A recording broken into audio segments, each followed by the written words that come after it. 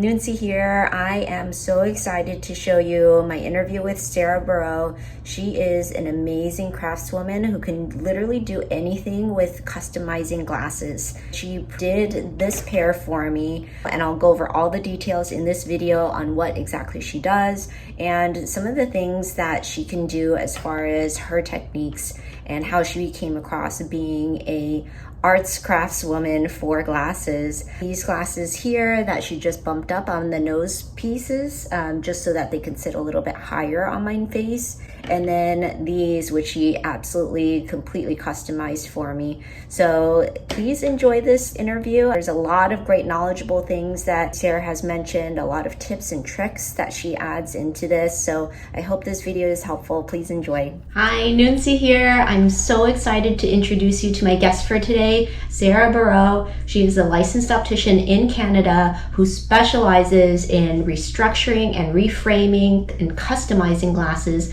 to fit better in people's faces. She starts from as simple as adding in nose pieces to plastic frames for an Asian fit or universal fit, all the way up to creating custom clip-ons for PTSD patients. She is an amazing craftswoman and artist at heart. Thank you, Sarah, for joining us today. Well, thank you for having me. I appreciate your invitation. This is going to be a lot of fun. Thank you. First of all, I like to start with how your decision was in becoming an optician, and then also what led you into doing what you're doing now with customizing and restructuring frames. So my path to becoming an optician was kind of a strange start. I had actually planned on going to school to study vocal performance, specifically studying opera. That had been sort of my lifelong goal. But then I got a little nervous about being a musician as a full-time career, and I spoke with one of our family friends who owns a bunch of optical stores. He suggested, well, why don't you go to school for opticianry, because then you'll have a career, and if you want to go and do your music, you can go and do that and still come back and have like a regular paycheck. That sounded like a really interesting way to be able to blend all of my interests. So I went to school, got my license. 21 years later, I'm still an optician. I've really fallen in love with opticianry, specifically with customizing eyewear, taking something broken and putting it back together again and making it look like it was new. Those sorts of things are really exciting for me. That's awesome. And working with opticians, not a lot of them really know how to do the things that you know how to do as far as actually rebuilding frames and creating a broken pair of glasses into something that looks brand new. And so how'd you get into that realm of opticianry? My boss was a old school kind of optician that learned some of those old tricks that they don't really teach anymore. Opticianry and then my arts background just meld together beautifully. Being able to restore a pair of glasses for someone or customize them so that they can choose whatever they want, that they've fallen in love with, so that they can wear it comfortably. That brings me so much happiness to be able to do that for someone.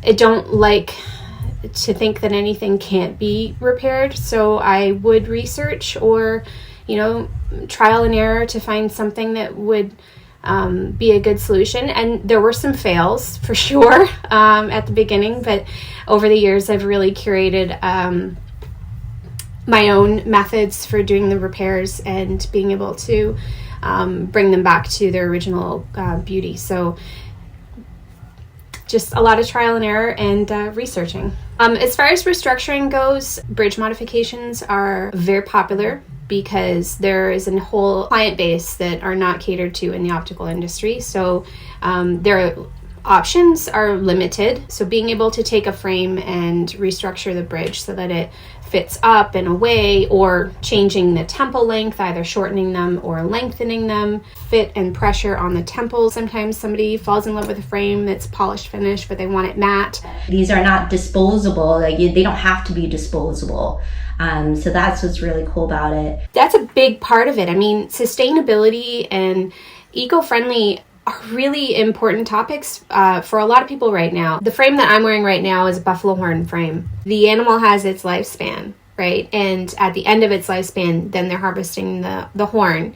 They're making a beautiful piece of art out of horn, which is a natural material.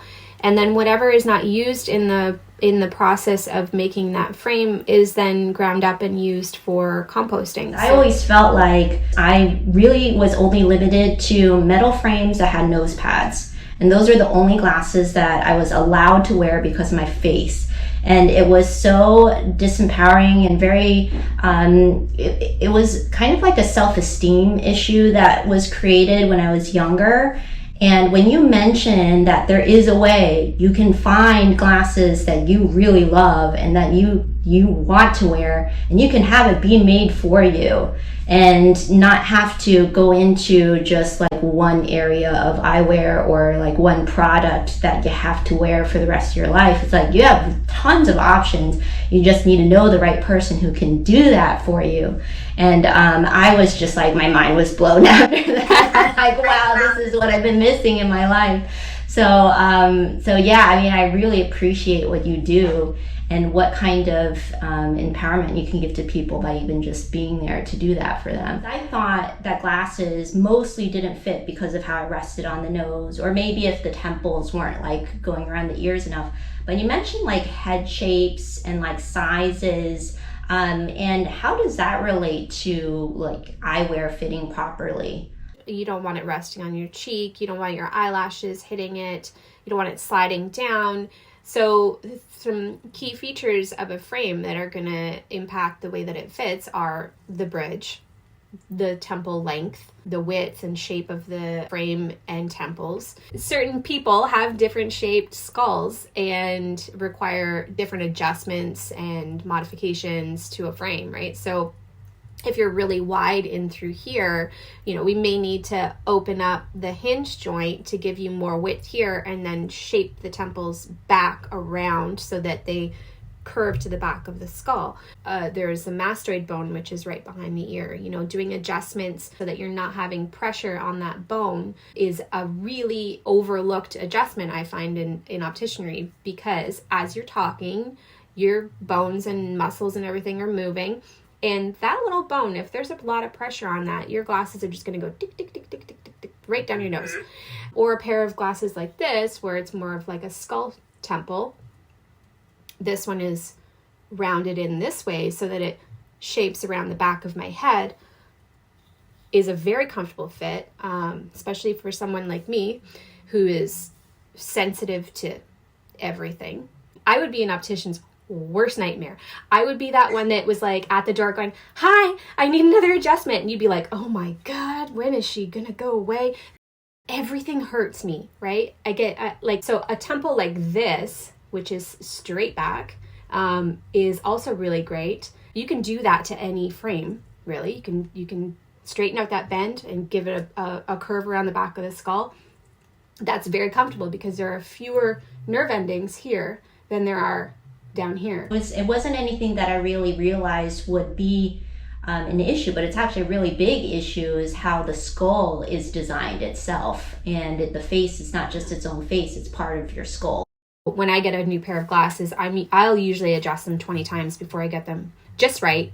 I'm not the only person like that. I always really had a connection with my clients who were considered to be difficult because I understand how uncomfortable a pair of glasses really can be. And sometimes I think as opticians we'll look at a client and go, "There's nothing wrong with this fit. Let's make some micro adjustments," because I know that that's what I would have needed, is all those little like just a hair adjustments. And a lot of it is just taking the time to do something simple like that. You're experiencing this, let's figure it out, and then be able to, like you said, just make little adjustments that make a huge difference. I mean, a client will avoid wearing their glasses if they hurt.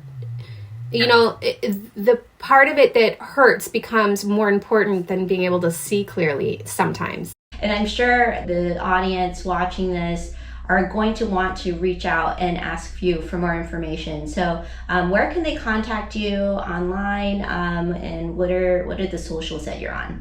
So there's my website, which is sbspecs.com, Instagram or on Facebook at sbspecs, WhatsApp, LinkedIn. I'm everywhere. So Thank you so much again. Really appreciate you joining us. Guys, please reach out to Sarah. This is an amazing opportunity for those of you out there who've always struggled finding glasses that fit your face. And Sarah is the person that you can go to who from the bottom of her heart want to help you and be able to have you get the perfect pair of glasses that you deserve. Thank you again, Sarah. Appreciate you. Thanks for joining us. So lovely talking with you.